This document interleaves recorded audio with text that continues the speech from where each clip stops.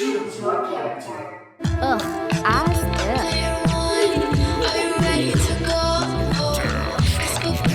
Bang, bang.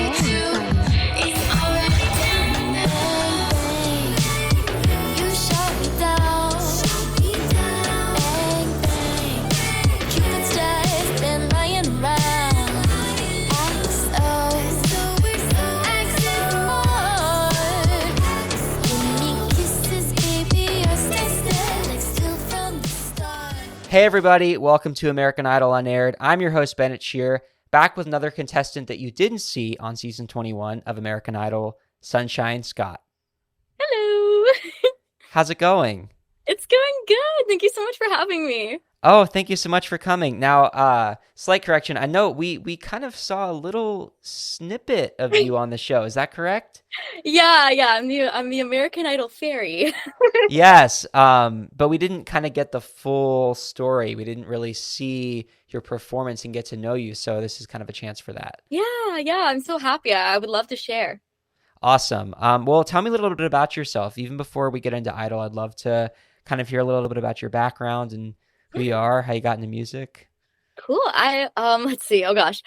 I was basically born into music. Both my parents are musicians. I've been singing since I was 2 years old. I've been acting, I've been performing, I've been songwriting since I could like walk and talk. It's honestly, it's my whole life. Like I would do this no matter what, like no matter what life would throw at me. This is still like this is what I am. And I live in Nashville and I grew up just south of there. But like I said, I was raised super musically. I've always been raised with a love of expression, and my parents were always very supportive of me just being myself and being unapologetically myself. I love that. That's a great way to kind of close out the intro because being unapologetically yourself, that is the best way to live. It's so great that you have a support system. And I think that any artist and somebody who's going to be creative is really lucky to be able to have some people in their corner, right? Yeah, I mean, it's never been easy. I grew up in a very small town, and so I was not accepted for being myself. I was very much bullied my whole life. But I came to a point where I was like, life is so short, and if I'm not going to be expressing myself the way that I want to, if I'm not going to be having fun with life and trying to spread joy wherever I can, then what's the point, Like, life is what we make it, so why not make it awesome?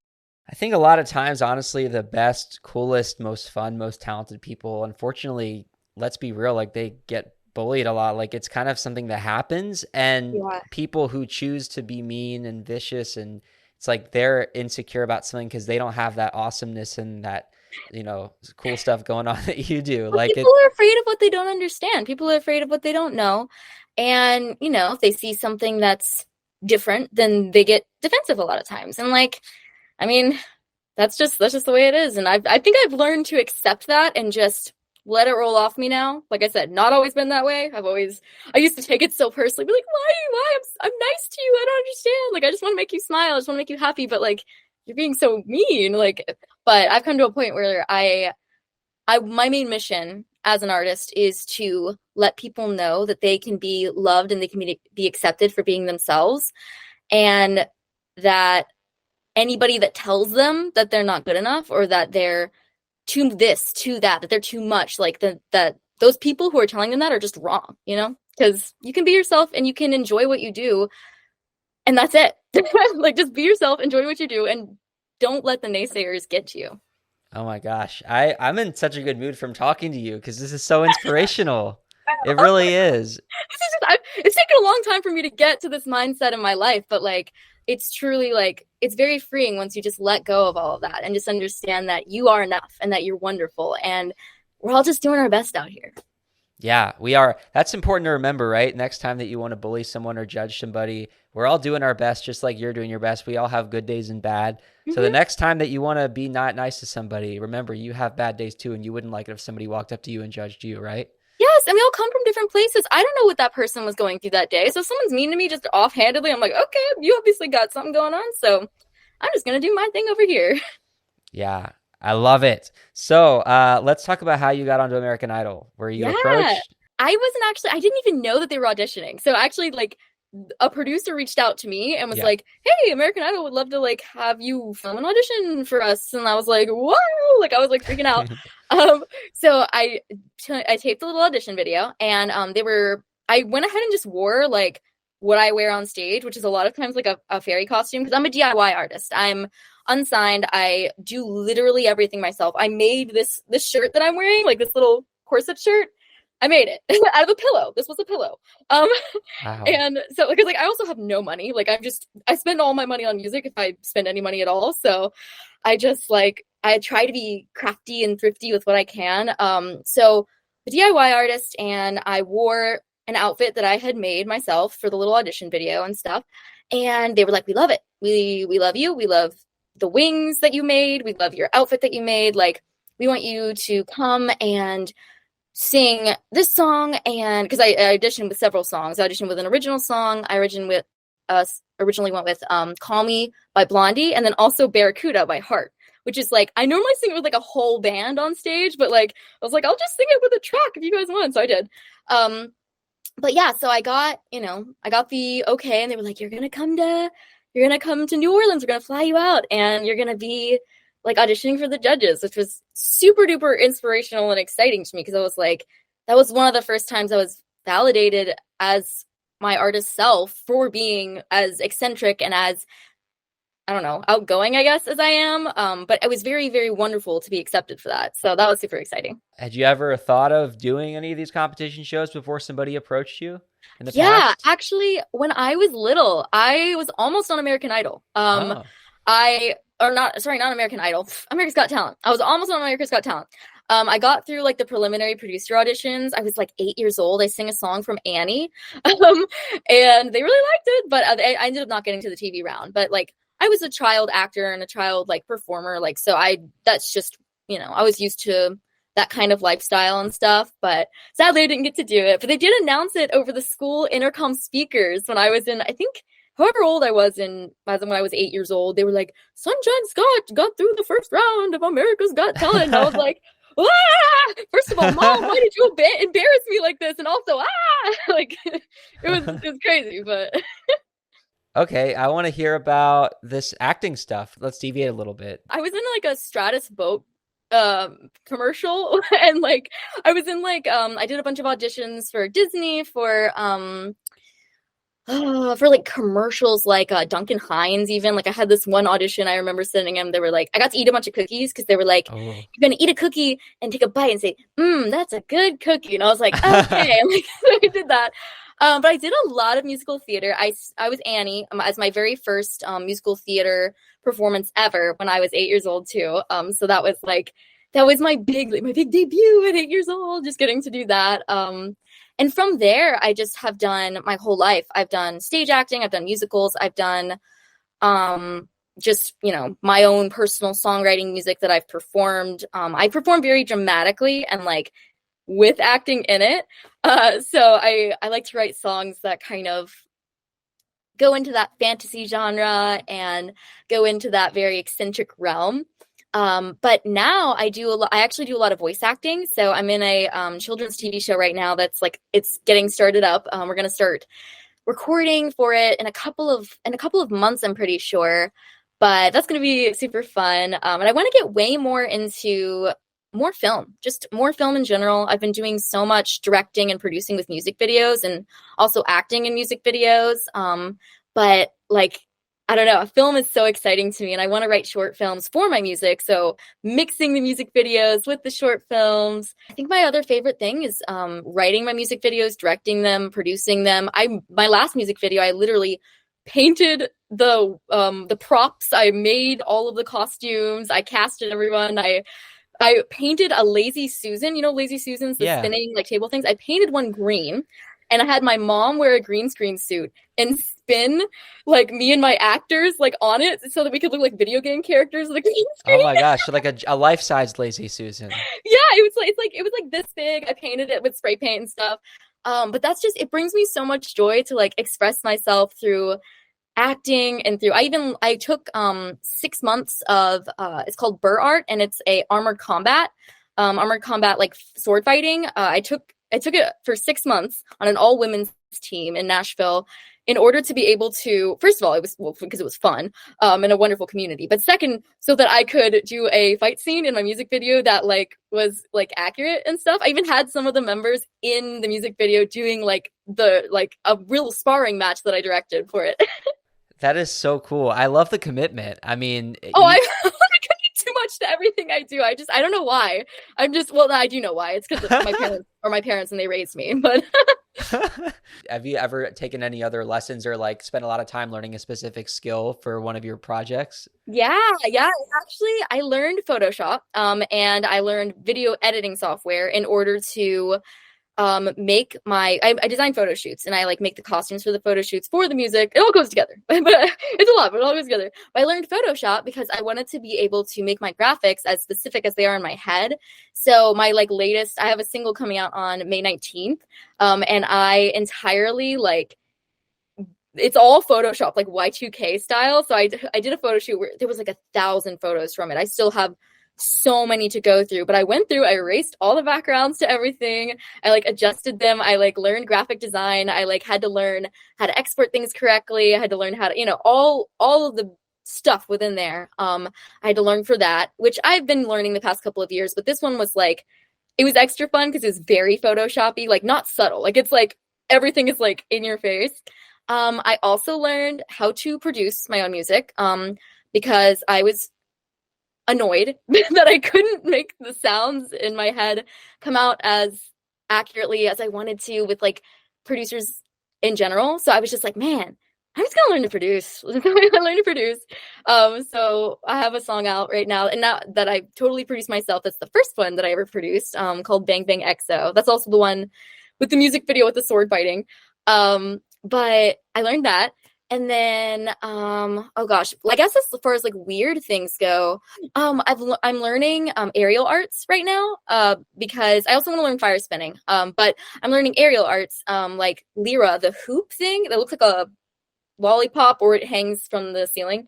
I'm learning that right now because I want to do a music video where I have a friend who performs in aerial stuff. And so I was like, oh, I want to do like a dual aerial thing and just also add it to my live show. Like I would just love to do that in live shows. I've always wanted to fly. Oh, I'm also learning bass right now better. I've known it for years, but like I'm learning it better because like everything stems from me just getting annoyed, me being like, man, like I just wish I could do that. And then I decide that I'm gonna drop everything and do it. But I'm learning bass better because I just decided that I wanted to be like Marceline the Vampire Queen from Adventure Time, and I was like, man, she plays bass, and that looks cool. And I've been writing songs on bass for years. I might as well perform with it. So I take it you're a fast learner. I'm not. I don't know. I'm just an intense person, so I think it's not maybe that I'm like fast at learning it. It's that I'm like I'm like, I will learn this. Like, like I'm Yes. angry and I want to know it now. So I'm just gonna like frustrate myself until I know it.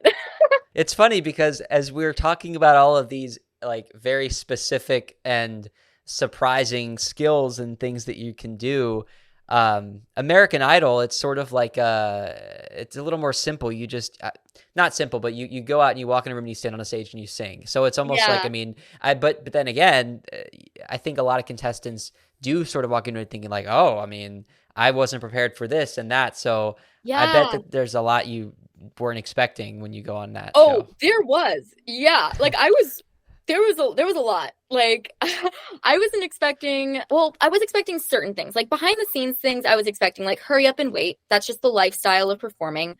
And like of auditions and stuff like that. But and like I was expecting to meet fun people, which was fun. But as far as like in the audition room, I was not expecting the reaction I got from the judges because like I either get two reactions to like my fairy stuff and like even just my personality. It's either a, oh my gosh, that is so cool. Like I love that. And then I'm like, I made it. And they're like, so cool. And I'm like, wow, yay, good, great. We love it. Or it's like, what is that? And the reaction I got from the judges was, what is that? And I was like not expecting it, because all the producers and all of the everyone was so supportive and like was like, oh my gosh, we love this, like all this stuff. And so I was walking into it with a very like, oh my gosh, like they like it, like good, cool, like. And so I wasn't like mentally prepared for them to like not like it. And I guess it's not that they didn't like it, it's that were they seemed off put by it. Like they seemed like it was like, I don't know, it was weird. It was like really weird. Like, so as soon as I like walked in the room, I was like, I'm not comfortable anymore. Like, I'm suddenly very self-conscious and but I mean, they played along as like how the audition went. But the producers had asked me to bring wings for Katy Perry, like make her wings. And so I made her a matching set of wings. So there's actually a picture online of her wearing my wings that I made her. And I'm wearing the matching set. And then I made Lionel and Luke little tiny baby pairs, because I sell them at my shows. And I was like, oh, I'm just going to make them cute little ones so they don't feel left out. And so they put them on. Luke took a little more convincing. Lionel was like, okay, yeah, sure. And then Luke was like, okay. But they put them on, and they just did like a silly little like run around thing. That's what got aired. The like little run around the room with the wings. Like, we like to have fun here. And I'm like, yeah. So they did that, which was cool. But the song that I was told to sing for the audition, because like, they give you like a choice of like your songs, but then they kind of guide you of like what song they think would be best. So they were like, we want to go with Barracuda. And I was like, okay. Because it's like, I'm being accompanied by only an acoustic guitar. So Barracuda accompanied by an only acoustic guitar is not like the most pristine idea of a audition. But like, I didn't really think too deep into it until afterwards, which I was like, in retrospect, but hindsight's always 2020. But so basically, I told them a little about myself, and then Katy Perry talked about her husband, who, plays Legolas, Orlando Bloom. And she was telling a story about like how she found his ears from Lord of the Rings in one of her drawers, which was fun and cool, and I liked learning about that. But then I was like, okay, I'm gonna sing my audition. And I could already kind of tell that they weren't really going to take me that seriously, just because I was dressed the way I was. And like, I don't get taken seriously a lot as an artist by a lot of people, just because they're like, oh, like they, it's, my stuff isn't for everyone. I'm dramatic, and I put a lot of pizzazz on everything. But I went ahead and I sang my audition. And I was actually one of the last auditions that day. So there's like really, really long days, like in our costumes, and like, we have to like wear what we were wearing. And I was wearing the costume that I made. Like I made it on myself, but it was a corset and wire wings that I was wearing. So about halfway through the day, I started to feel like, oh no, like I'm not feeling good. Like this is taking a long time. And like, nobody's told us like when, they don't tell you till like an hour before your audition that you're auditioning. Like they do it kind of staggered. So I didn't know, like, and so I was waiting all day. And I have a muscle disorder. So, my muscles will lock themselves, if I'm in very constrictive clothing and things like that for long periods of time. So at one point I was laying in the like waiting rooms, like on the floor, like flat to like rest my back as my wings. But I finally, when I got in the room though, I was still dealing with that like locked muscle thing, and it really affects my my throat as well as my diaphragm. And so when I sang, it was not fantastic. I got through it, and it wasn't my best performance, I will say that. But I still thought I did okay. Like I still thought like, okay, like it wasn't great. There was an acoustic guitar. I sang it. It's over with. And when I got done, they were just kind of like, you're not right for this show. And that was like sad. That was really sad. But basically, so I think it was Luke who went first. Luke Luke essentially told me that I didn't have a good voice, which was sad. And I was like, oh, like, okay, thanks, Luke. He was nice about it, but he was like, I just think the vocals weren't there. And I was like, honestly, you're kind of right for this performance. They weren't that there, but they're still, they're still kind of there, I thought. But whatever. But then Katie, she was really sweet, and she was like, I think you remind me of like Grimes. You remind me of like an alternative artist. Like, I just don't know if that's right for this show. And I was like, okay, like, thank you. And so then Lionel was like talking about how he appreciated the effort, and like he appreciated like the aesthetic and all that stuff. But he actually voted yes for me, because he was like, I'm just for the aesthetic and for this all this effort and stuff, like I'm gonna say yes. And I was like, oh. So it was 2 no's and a yes. I was sad, and like I think what was most disappointing was just that I didn't give a good performance for them, because like, I'm a professional performer. Like, that's what I do. And like, to give a not good performance to, people of such high value in the industry, and people who have done so well and like, really honed in their art. It was just very sad to like have given that bad performance. But that's kind of a bit of a spiel. I don't know if you want to insert anything there. I think it's one performance, and the tough thing about these shows is that they're just that one performance.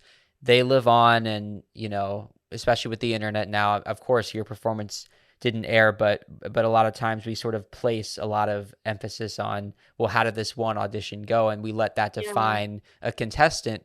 Whereas the reality is, an artist is somebody who's worked for so many years, and they perform so regularly, and it's like you can have an entire show like one night, and one song might not sound as great as the next one, and that audience is staying there the whole night to give you a chance to show what you can do across multiple different songs that all sound different, and each song has a different feel. So I feel like that's the tricky thing with reality television, is that it's just that it's like it's a show, but you're not really getting the full package of what the artist can do. Yeah. And I was like, I think well, there were two sad things for me when when the show aired and stuff like that. Is one, I was really sad that they like didn't like, I don't know, on like the thing where they showed the wings, and like, the little clip of me, they didn't like say my name or anything anywhere, which I was like, oh, like nobody, I mean, I guess it's cool that they got to use it for the show, but like nobody knows like that was me. But it was still cool. But then the biggest thing for me was I was really sad that I didn't get to share the message that I shared after the audition. So like after the audition, I was in tears, because I was just upset that I'd done a bad job, and I was upset that like I was excited to maybe be on the show, and maybe like get to perform for these big crowds, and like get to meet new people and things like that. So I was disappointed about that, but I was really sad when the show aired that I couldn't say what I said, what I said was, no matter who tells you no matter who says that you're too much, or that what you're doing isn't right for them, then still never stop being yourself and doing what you do, because the right people will find you. And that's what matters, is that you're securing yourself, and that you are being yourself, and knowing that you're worth it, knowing that you work hard. And if you're not for some people, that is okay. You're not going to be for everyone, but the people who matter will find you.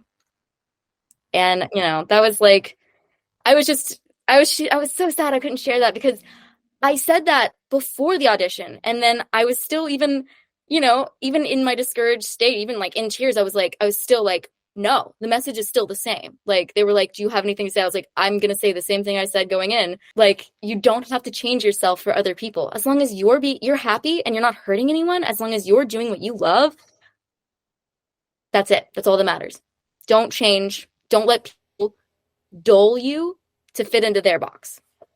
Absolutely. That's what it takes to be a star, but it's also just very inspiring in general, for anybody, I think, out there who would have been able to see that, because I think in life it's very hard when we have people in society that tell us we're supposed to do something or be something, or I know what it's like to be told like you're not good enough if you don't do this. And it's sad, I think, that we live in a world like that, but at the same time, that's why it's important that we have people like you to remind us that it's okay to be yourself and to do what you do, because there is space for you and you matter, and there's people that appreciate you and you make a difference for them. Thank you. Yeah, and that's all I want to do. I just want people to, I mean, I've been told my whole life to, by so many people to like, you should do this because this will make you successful. You should do this and you should do that. And I'm like, ah, like, I don't, like, you have to choose your own path. And like, as long as you're happy and you're doing what you love, that's all that matters. It only takes time, and the right people who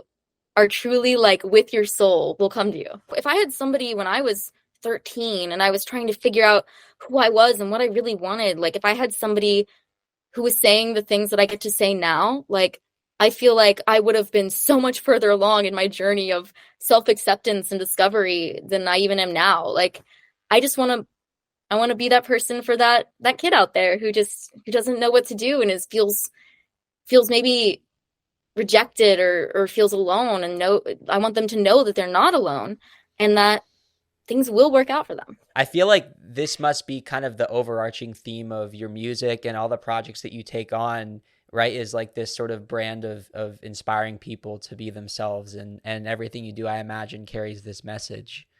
Yeah, I try to. And like a lot of my stuff also is I want people to be able to escape into a beautiful place for a little while, into a sometimes even just crazy, like wacky place, just so that they can come back into the real world after that's over and see things in a different perspective. Because like sometimes you just have to be taken out of your space for a while in order to see things in retrospect, in order to look down and be like, oh, why was I so upset about that? That's not, or like, or even just learn things in a different perspective. So I love to take people on a journey in whatever way that I can. I always want to speak positivity. I always want to speak emotion, true emotion. And whether that be like crazy thoughts or super heartfelt things, like I feel like it ranges with whatever, because I want people to be able to relate. And also I have so much to say all the time. I think you're an American Idol in your own right, Sunshine.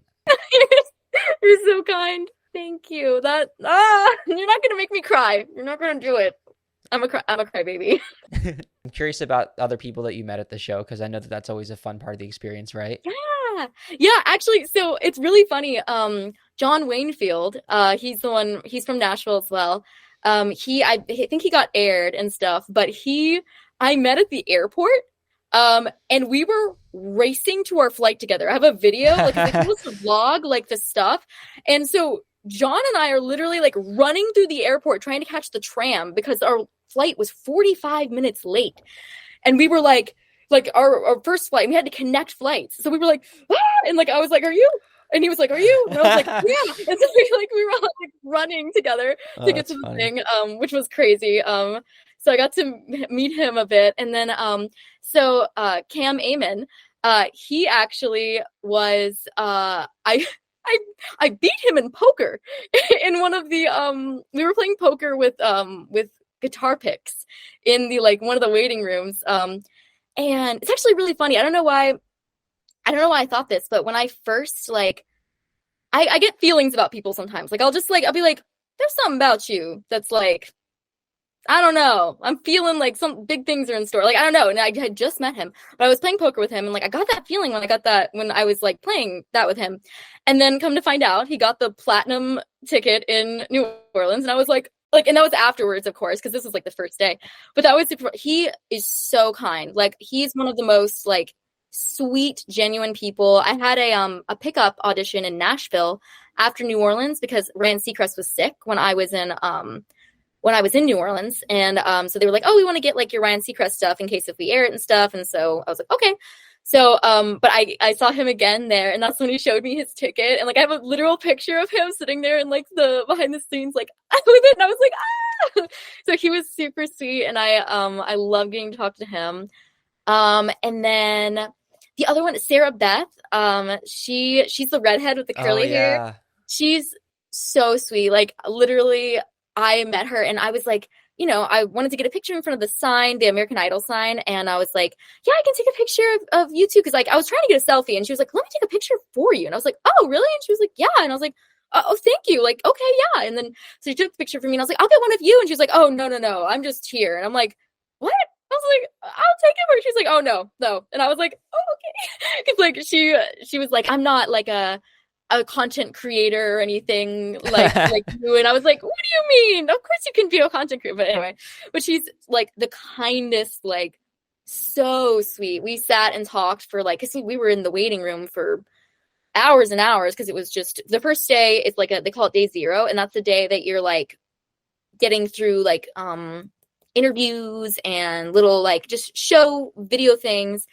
So I got like to talk to her a bit that day, and then the next day was like she was sitting in the waiting room for hours with me, and then finally she got to leave the waiting room, which was great for her. But I still had to sit and wait forever. But yeah, she was super sweet, and I met just a bunch of wonderful people. And it's really funny whenever they do the talking in the like waiting room scenes, because you know we're all just like meeting each other, but we've also kind of met each other a little bit, so we toss back and forth between like, are we on camera or are we not on camera, like what can we say, like that kind of thing. But there's one guy, and I think he ended up getting aired too. I forgot his name. He was so sweet. But I was talking to him and I was commenting on his tattoo, and like I was like, oh yeah, like that's so cool. And like then he starts talking about like different like his friends' tattoos and things like that. And I was like, okay.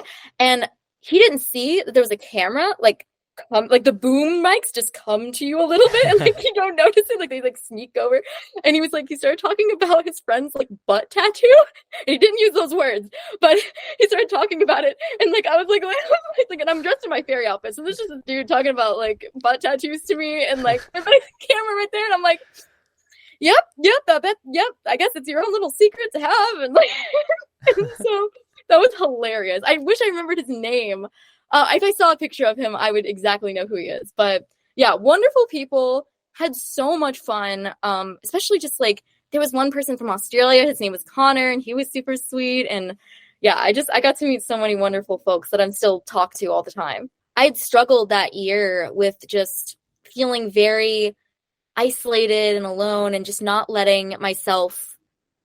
I don't think I was confident in myself as much, and I was worried about, oh, like I don't want to inconvenience people, I don't want to blah blah blah. But then like it was kind of really freeing in that experience for people to actually enjoy what I do, and then me get to learn about what they do and like enjoy that as well. Like that was just the wonderful human experience that I just needed, honestly, and didn't even know I needed when I was there. I didn't realize it until after all of it that I was like, man, even though I'm sad that it didn't like all pan out the way that I wanted it to, it just confirms that, number one, this is what I want to do with my life. Like I already knew that, but like it was just like it confirmed that it was so easy for me. Like I was like, I felt so at home there. Like everything felt right. I was like, this just feels right.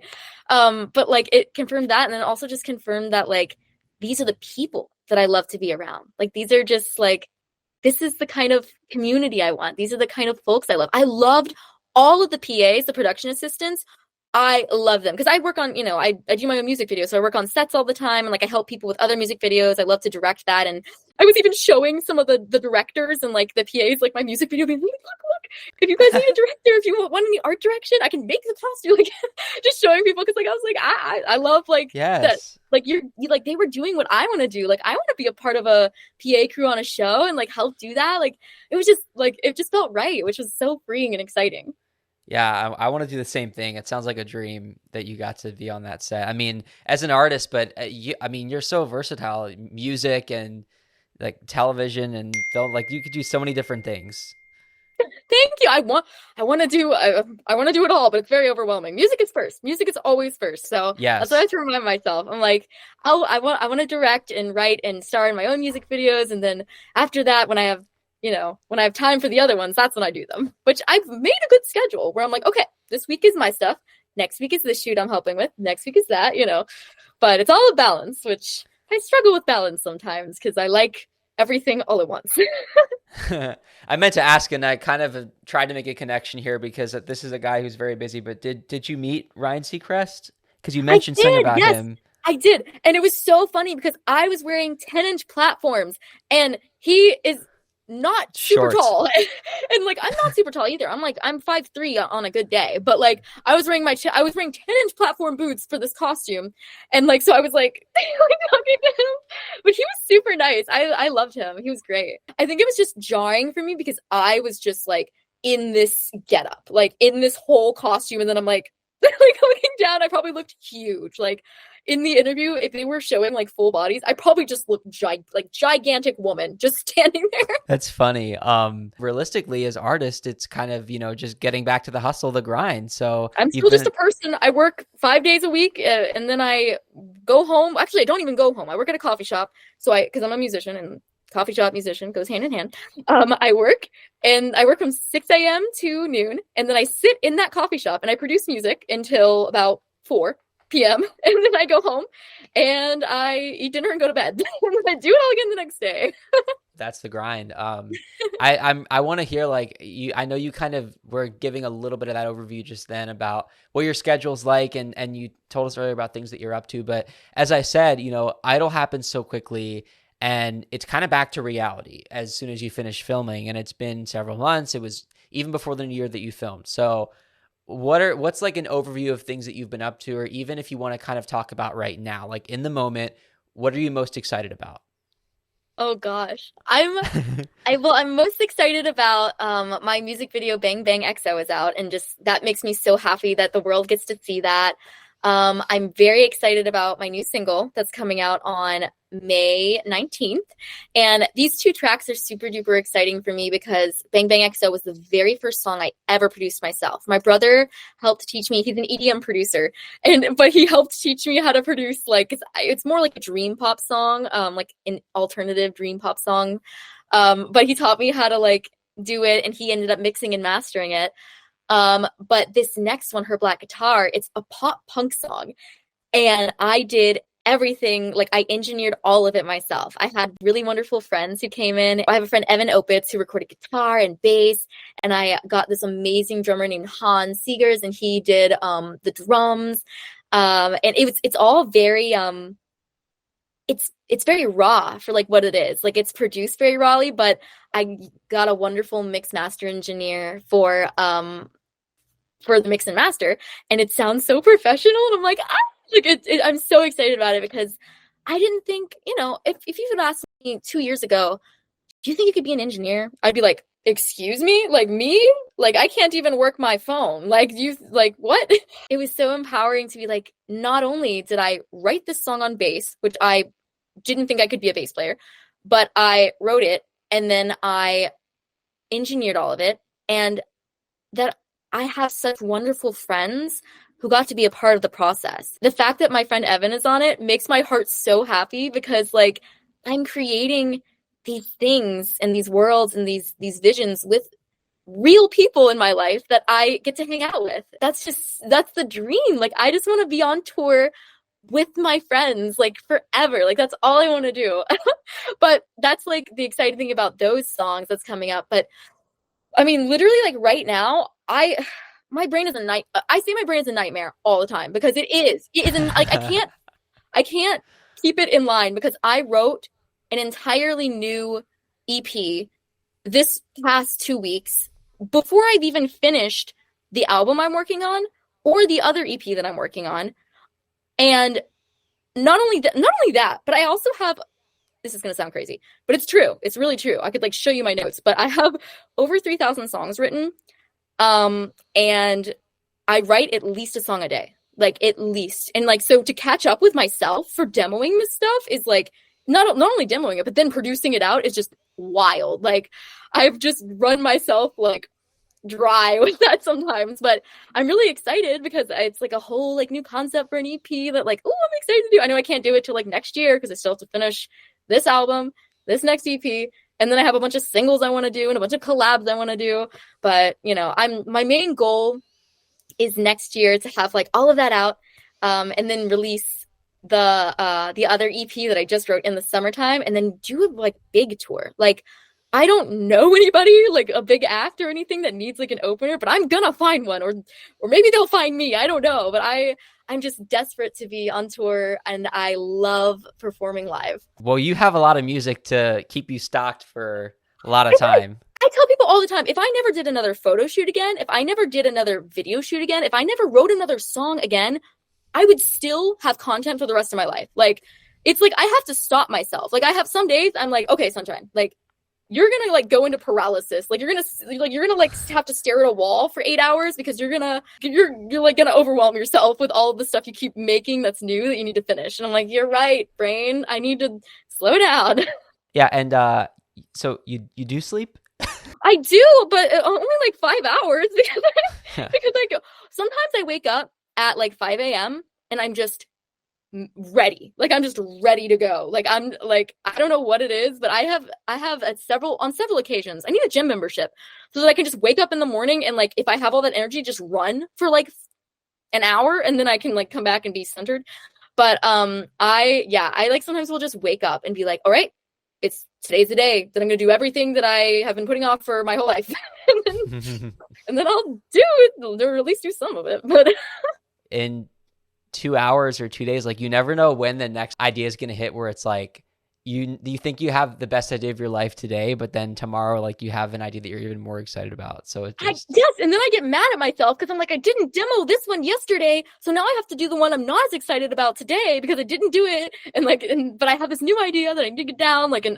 I find myself like I'll be in the back room at work. I'll like take my phone, like recording like my like my new song idea. Then I'm like, oh, this is genius, and then I'll get home and be like, but I still need to demo out 4 other songs before I can get to that one. Well, I was going to use that word genius. That's the life of a creative genius right there. Oh, thank you. I mean, I don't think I'm quite a genius, but I work hard, and that's what matters. Yes. Everything always pays off, right? So you're going to get that tour, start as the opener, get to the I'm going to headliner. manifest it now. Some big act, hopefully. I mean, I would take anybody at this point. I'm just like, I just want to be on stage. Well, you start as the opener, then you become the big act, and then... That would be, yeah. I mean, don't even ask me, because I have a whole, like, I have a tour, like a giant tour plan. Like I have stadium tour like ideas in my head, and I've had them for years, but like I have it all planned out. So as soon as someone's like, hey, you want to play a stadium? I'm like, actually, I have the entire choreography done already, all my visuals planned out. Let's go. Superstar status. Oh, thank you. I want to hear Bang Bang, and we're going to play it at the end. We're going to fade out with it. So let's talk a little bit about this, because I feel like hearing you get into the artist lifestyle that you have, I can only imagine the details that you're going to present to us. I'm really excited to hear you kind of describe what this music video is like and what the song is about. Oh gosh. Okay. So when I very first wrote Bang Bang XO, I was honestly like in a really bad place emotionally and mentally. But somehow this very like uplifting and like fun song came out of that. I think it's like, it goes into my escapism of being like, things aren't good right now, so I'm going to think of something that would be amazing. Like I want to immerse myself in something that can make other people smile. And so that was one of my main things in that was like, I want something that's uplifting and something that's exciting and out of this world. So my very first aesthetic idea I had before I even finished like making a demo for Bang Bang XO, I had the music video planned. Like I wrote out that shot sheet at like 5 a.m. on like a Tuesday, like in my sleep. Like I literally like will sit there and like, it's like I'm meditating, but instead my brain is just going like a hamster on a wheel. So I like came up with it, wrote it all down. And my very first aesthetic idea was Wes Anderson virtual picnic. And like, that was the very first thing, but then it became like Wes Anderson virtual picnic video game. And, so basically the entire thing, the plot is that I am a video game character. I'm player 1, and my player 2 is my partner in crime. We are hunting down Cupid because Cupid's not been doing her job. She's been lying around. So we're taking love into our own hands, and we're going to hunt down Cupid and make life what we want to make it. So like in the music video, it starts out and it's like a beautiful, like that Wes Anderson style, like dreamy. I got to work with an amazing videographer who actually was the very first person to ever tell me to direct. And I was like, he was honestly him saying like, I would explain the vision to him and sent him my shot sheets and stuff. And he was like, first of all, he was like, this sounds like a $50,000 music video. And I was like, that's not in the budget. Like I barely have enough for rent, so we're gonna have to figure something out. But that was like the very first thing. But then he was super supportive in it. He was like, it sounds like a really expensive video, but also because of what I've seen from your work, from your photo shoots, from all that stuff, I think honestly, you could produce it and direct it and do it within your budget. And I was like, wait, really? And he was like, yes. And I was like, oh my gosh. And like a lot of times that happens to me in life. It's like, I think, oh, I could never do that. And then somebody will be like, you could do that. And I'll be like, oh, you're right. And then I learned how to do it. So basically, yeah, he said all that, but he made this beautiful, dreamy, like just everything in my vision. Like this was one of the first times that I got to see these moving images in my head play out on the screen. And it was just like when I got my very first cut back, whenever he was editing, I was ecstatic. Like I was just like, I think I did actually cry. I think I was alone and I cried because I was like, this is it. But anyway, so it's like Wes Anderson Picnic. I got this cape, this red cape. I look like Little Red Riding Hood, which I did not even realize until like I watched the music video. I was like, I just look like I am Little Red Riding Hood. But so I'm this video game character. We're having our picnic. And then you get visuals of heaven. And I also play Cupid. So I got a bunch of my friends to dress up as angels in heaven. And like, so Cupid's lounging around in heaven, and then we're down there on earth with like our map, and like we're searching for the door to heaven, which is a mirror.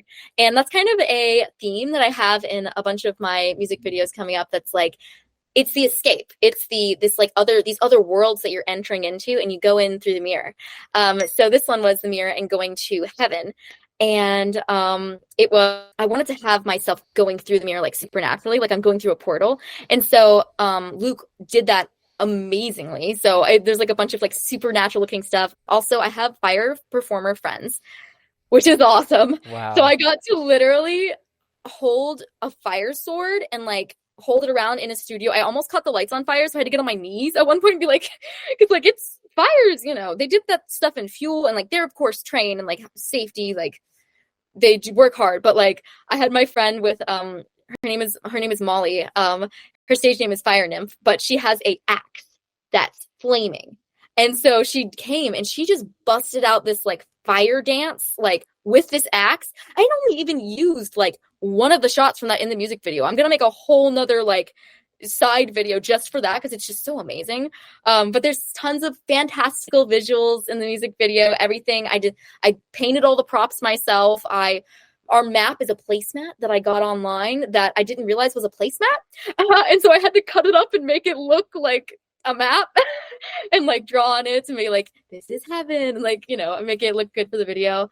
But yeah, everything is DIY. I do it all myself. If I had a team, I would love that, but I don't. So I just do it myself. Maybe you don't need one. I mean, it's exhausting. Well, I know you're exhausted, but you're also brilliant. I'm always exhausted, but no, it was very fun to be able to be like, wow, like I really did put my mind to this, and I actually did it. And like it took 6 months to plan. 6 months. The song wasn't even finished by the time the music video was happening, just because it just wasn't finished yet. Because I was producing it, first song to be produced, so I was like struggling. But all the vocals were there, so luckily I was able to just like lip sync along and everything. But there's even a scene in that music video. I took several photo shoots that I've done in the past, and I recreated them within the music video. So I have this dress. I actually ended up getting, I think it's at 3 million now. It was 3 million views on TikTok, where I thrifted this vintage wedding dress, and I was just excited about it, so I made a video of it, and 3 million people thought it was interesting. So I was like, cool. But I wanted to use that dress because I upcycled it, and I changed it, and I like added like a bunch of brocade stuff. And so I call it my Pearl Princess dress.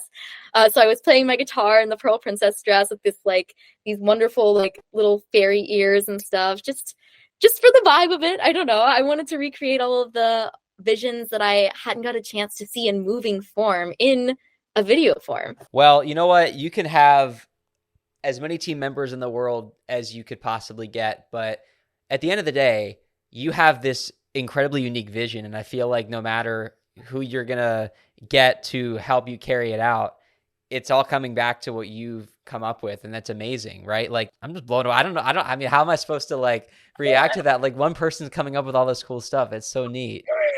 Thank you. That really means the world to me. I love to do it. I would do this every day, even if I was doing it with my iPhone. Like, and I do a lot of times just do this stuff with my iPhone because I don't have money to pay a videographer all the time. But you know what? You don't, I mean, I feel like creative expression, it's not always about like having the biggest cameras or using what they maybe use in Hollywood because, especially in this day and age, it's like people just want to know what you're trying to say. And with TikTok and just with the times we're living in, it's like, hey, what's your vision? What kind of voice do you have? And Yes, and one thing I've really learned, like honestly, this past year, that's really like I don't know, it's been a very big inspiration for me. It's like realizing how much life imitates art and how much art imitates life.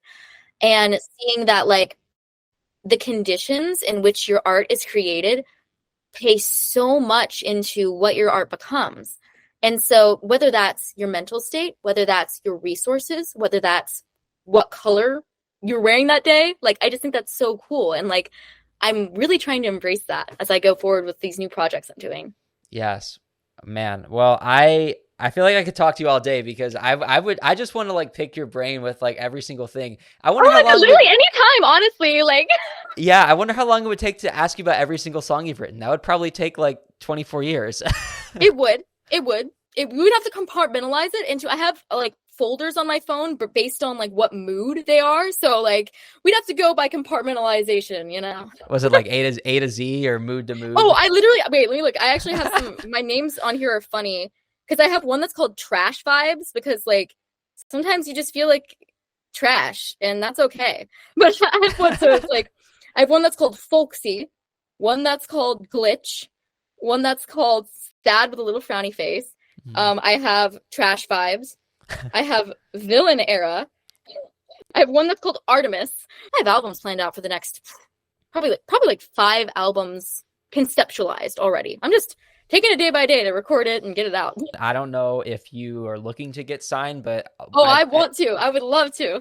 labels want the vision. They want to see someone I'm here, who's got it planned labels. out. Hi. Yeah. So, well, Sunshine, like I said, we are gonna play Bang Bang XO to close out here. But do you want to plug any socials? Do you want to plug the new single again? Anything else? I want to give you the chance to not leave anything out so people can remember what to look out for. So, May 19th, my new single, Her Black Guitar, comes out, entirely produced by me, and I did all the visuals for it as well. Bang Bang XO is out everywhere. It's the very first song I ever produced myself, and the music video is my baby. So I hope you go and check it out.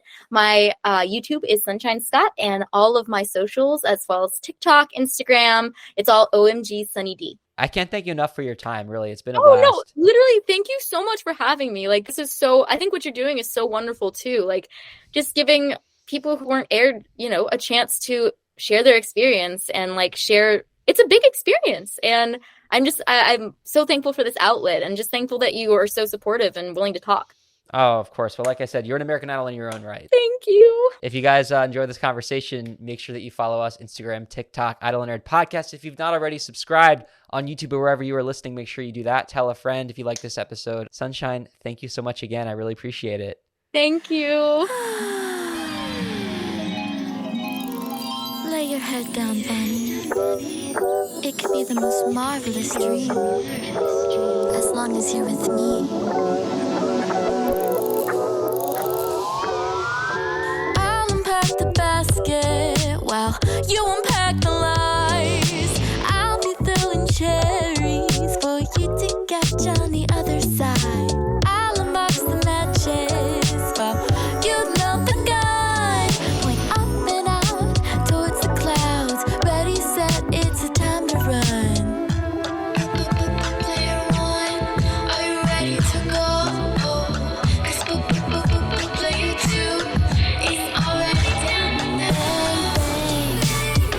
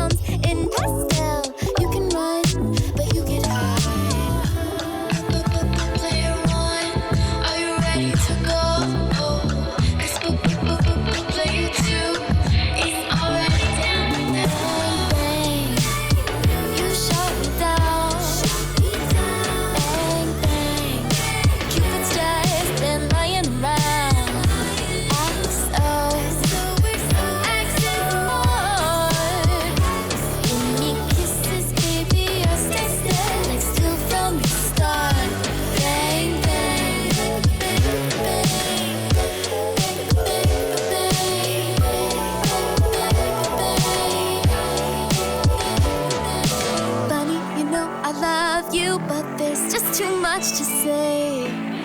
We're hunting down Cupid 'cause you call